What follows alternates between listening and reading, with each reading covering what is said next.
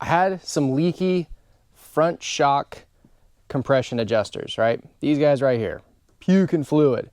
Did a whole bunch of research online, couldn't find a single video or anything really, even like a PDF on how to fix those. Only thing I found was basically someone on a forum saying, yeah, you got to buy a new one. Wrong, you can fix it. So all it is a simple O-ring. The downside is to get to that O-ring, long process.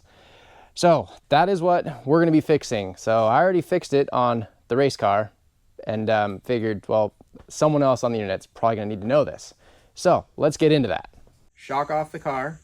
Now, you cannot do this without at least draining the nitrogen, and I'm almost positive you can't do this properly without also draining the shock oil. Once you have the shock out of the car, this one already had it torn down and everything else, but throw it in the vise and probably could use some soft jaws. I didn't. I just put the vise just on the shock bushings. Yeah, it still moves a little bit, but it's okay.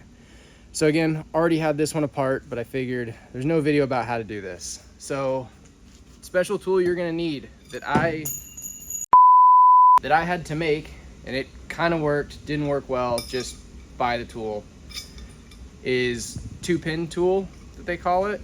Basically gonna put that in these two spots up here and undo this top threaded part, right? The one that says high speed and low speed compression on it. Unthread that. Now you need to press down this inner part, I guess. That way you can get the snap ring out in here. What I did is I basically just put this top ring on, left myself about 1/8 of an inch gap, and I just pushed it down a little ways. Take it off the rest of the way.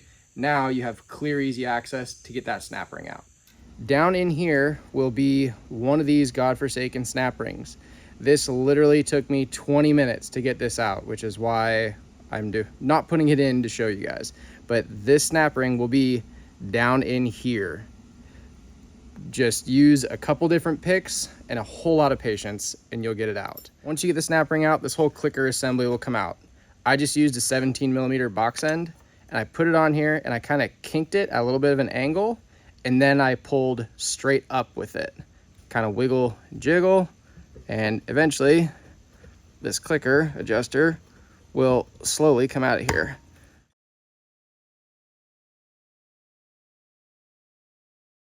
Now, next thing you have to do is there's a nut on the bottom of this. It's a 14mm. So you have to take your 17 and hold your high speed adjuster, and then 14mm.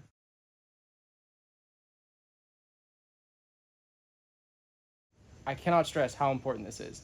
There's all kinds of shims and everything on here. This is all your valving and stuff like that. If you lose the order that these shims go in, you are way far up shit creek. I grabbed a zip tie. So this nut is still on here, right? So I'm just gonna slide the zip tie in there. Take the nut off, and then I'm gonna pull all of this off together. Pull all this down my zip tie, including this like little shoulder piece. All that's coming off together. It's all gonna get zip tied together. That way it cannot get lost. Now the next thing, this is where I spent a couple hours trying to get this snap ring out down in here, and there is no way to do it. If you guys can manage to do it without using my cheater method, I definitely owe you a high five. What I did, I drilled a small hole right here with a 1/16 inch drill bit. The reason why I did it here is because this goes down and covers the hole up, so nothing will be able to get in there. Where I drilled the hole is, you can see the end of the snap ring, and I came back just a little bit, maybe 3/16 to 1/4 of an inch, and I drilled a little hole right there. The reason why I did that is because I can put a pick in the hole and I can push that snap ring in. Let me run this adjuster all the way down. All right, so with the adjuster all the way down, I can put this pick in that little hole that we just drilled, and I can push that snap ring in, and I can just pry it up a tiny bit. Then I can get another snap ring in here, or sorry, another pick in here, and I can kind of pry it out. That is the only way I think you can really get this out. The shop just wants to charge you, you know, however much one of these adjusters are to just replace it, which, yeah, that would be easy, but I'd rather just put the 5-cent O-ring in there. Unscrew it. It's reverse threaded, and then it just pushes out. And that O-ring is the O-ring that you're gonna wanna replace. So clean it all up. I've already replaced it. Clean it all up, throw your new O-ring on there, and then put a little bit of, I would say some shock oil on it, but any kind of oil will do just fine. You know, push it in there. Remember, it's reverse threaded to put it back together. So you're gonna run that back in. And now this is where future you is gonna be really grateful if you think this part through. When you put this snap ring back in, make it so that your hole that you drilled is about the same place. You want it about 1/4 of an inch or so back from the end. Make sure you don't put the hole in the middle of the snap ring openings. Put it a little ways back. That way you can use it again to get it apart. Once your snap ring is back in, you're going to cut the end off your zip tie.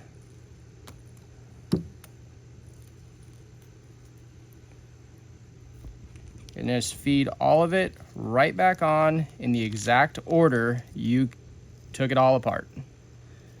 Get your nut started, and then you can tighten this down. Okay, so one thing really quick, when you're putting this last shim on here in the nut, this shim is a little bit too big and has some play. It's because this nut is actually supposed to recess into this shim like that. So just make sure when you go to tighten this down, the nut actually goes down there in the shim and it's not like gonna pinch the side of it or something like that. Okay, fresh O-rings on. Make sure that this lower valve still moves. All right, make sure that high speed moves nice and easy. Threw a little bit of shock oil just on the O-rings. Next thing is just pop this bad girl down in here. A little bit of wiggling, a little bit of jiggling.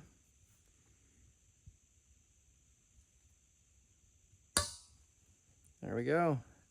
Now, snap ring. Start with one side and just work it all the way around.